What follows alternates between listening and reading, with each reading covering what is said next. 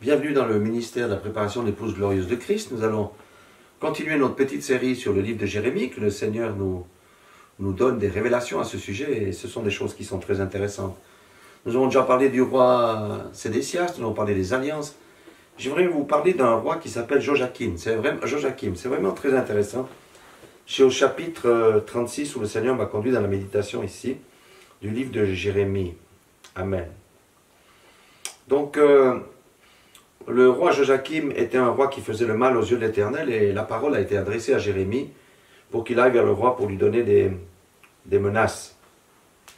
Et au verset 3, il est dit ceci: « Quand la maison de Juda entendra tout le mal que je pense lui faire, peut-être que chacun reviendra de sa mauvaise voie, alors je pardonnerai leur iniquité, leur péché. Amen. » Oui, Dieu fait la même chose avec nous aujourd'hui. Il veut qu'on revienne vers lui, qu'on se repente et qu'on marche droit. C'est tout. Autrement, il y a des jugements qui tombent dans la vie des gens. Amen. Et le Seigneur, il dit ici, « Quand la maison de Juda entendra tout le mal que je pense lui faire, peut-être chacun reviendra de sa mauvaise voie, alors je pardonnerai leur iniquité, leur péché. » Amen. Ça, c'est la porte de sortie que le Seigneur nous offre, c'est la repentance lorsqu'on s'est éloigné de lui. C'est pour ça qu'il ne faut pas hésiter à revenir vers lui. En l'occurrence, donc voilà, Jérémie est allé publier ça d'abord aux yeux du peuple, aux yeux des grands du royaume, et au verset 16 du chapitre 36, il est dit: « Lorsqu'ils eurent entendu toutes les paroles, ils se regardèrent avec effroi les uns les autres, et ils dirent à Baruch. » C'est Baruch qui était allé lire, qui était l'assistant de Jérémie. « Nous rapporterons au roi toutes ces paroles. » Et les chefs dirent à Baruch, au verset 19, « Va, cache-toi ainsi que Jérémie, et que personne ne sache où vous êtes. » Pourquoi ils ont dit ça? Parce qu'ils savaient que le roi était un roi méchant, et que quand il allait entendre les paroles que l'Éternel avait dites, il allait les faire saisir pour les tuer. Amen. Maintenant, verset 20, les grands. Ils allèrent ensuite vers le roi dans la cour, laissant le livre dans la chambre d'Élishama, le secrétaire, et ils en rapportèrent toutes les paroles aux oreilles du roi. Amen. Donc le roi a entendu les avertissements de l'Éternel par la bouche de Jérémie, écrite par Baruch sur un rouleau, et dont le rouleau avait été caché dans la chambre du secrétaire. Amen. Le roi envoya, verset 21, Jéhoudi pour prendre le livre.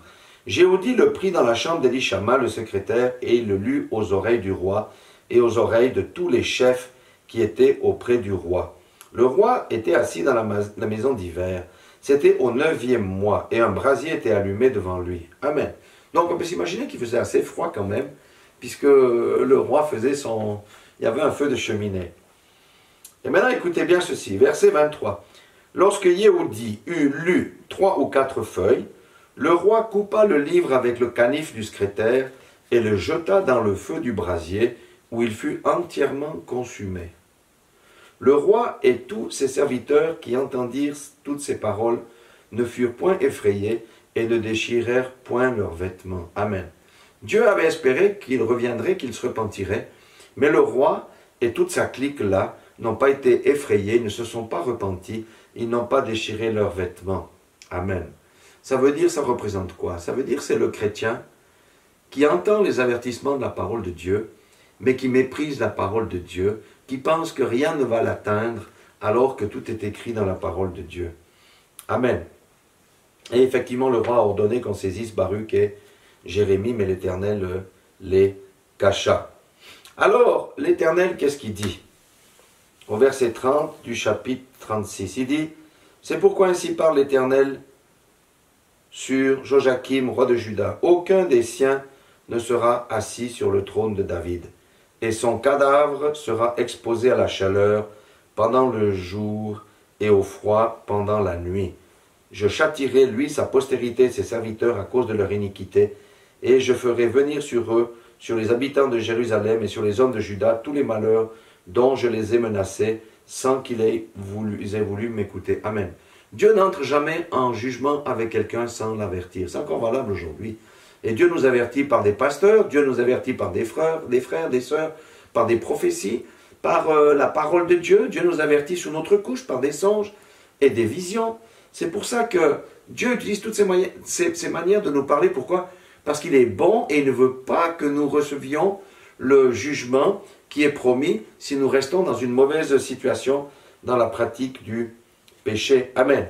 Et pour comprendre exactement ce qui est arrivé à ce roi-là. Il faut aller dans Jérémie 26, chapitre 22, 19. Jérémie 26, je vais lire ça.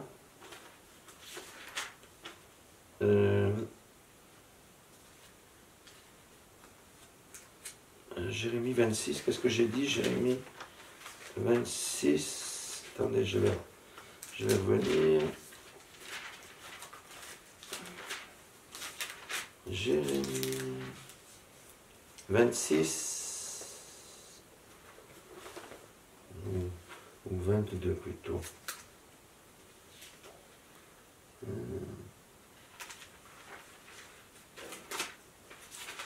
Ouais, c'est 22, 19. Jérémie 22, 19. Il est dit, même prenons le verset 18. C'est pourquoi ainsi parle l'Éternel sur Joachim, fils de Josias, roi de Juda. On ne le pleurera pas en disant, hélas mon frère, hélas ma sœur. On ne le pleurera pas en disant, hélas Seigneur, hélas sa majesté. Il aura la sépulture d'un âne et il sera traîné, jeté hors des portes de Jérusalem. Amen. Ce roi-là n'a pas eu de sépulture comme les ancêtres. Il a été mis, vous savez qu'il y a un endroit qui s'appelait le torrent du Cédron. Il a été jeté dehors comme un cadavre. C'est pour ça que, comme un âne, on jetait les ânes là pour la pourriture. C'est pour ça que le soleil le brûlait la journée et la nuit il faisait froid. Tout ça pourquoi? Parce que cette personne-là, ce roi-là, a méprisé la parole de l'Éternel. Nous devons savoir, frères et sœurs, que quiconque se prénomme chrétien et méprise la parole de l'Éternel, c'est ce genre de choses qui lui arrive sur sa vie. Amen. C'est la mort. D'abord, c'est la mort spirituelle avant la mort physique. Pourquoi? Parce qu'à force d'entendre les avertissements du Seigneur, de ne point faire... Chacun connaît les péchés qu'il doit laisser de côté. Chacun connaît ses mauvaises habitudes. Mais le Saint-Esprit nous parle une fois, deux fois, trois fois, quatre fois, cinq fois. Et à force, la voix devient de plus en plus petite, à telle manière qu'à la fin, spirituellement, la personne meurt parce qu'elle ne peut plus entendre la voix de l'Esprit. Et c'est la mort spirituelle. C'est pourquoi n'endurcissons pas nos cœurs, comme c'était le cas au temps du roi Joachim, ici, fils de Josias. Si nous avons des choses à mettre en ordre, mettons nos vies en ordre. Séance tenante, repentons-nous et le Seigneur se repentira du mal qu'il va nous envoyer, parce que le Seigneur n'est pas menteur. Il a dit que si nous péchons, le salaire du péché c'est quoi? C'est pas la volupté. Le salaire des péchés, c'est la mort. La mort se traduit pas uniquement par la mort physique, se traduit par la maladie, se traduit par la famine, se traduit par la disette, se traduit par les ennuis dans la vie. Donc c'est pourquoi le Seigneur nous exhorte à revenir vers lui en toutes circonstances, si nous nous sommes éloignés ou si nous avons des choses à abandonner, et il nous accueille à bras ouverts parce que notre Dieu est un Dieu de pardon. Donc c'est un formidable message que le Seigneur nous prêche au travers de l'histoire de Joachim. À nous de ne point endurcir nos cœurs et d'écouter ce que l'Esprit dit à l'Église en ces jours, en ces temps de troubles, en ces temps de ténèbres. Que vous soyez tous bénis au nom de Jésus-Christ.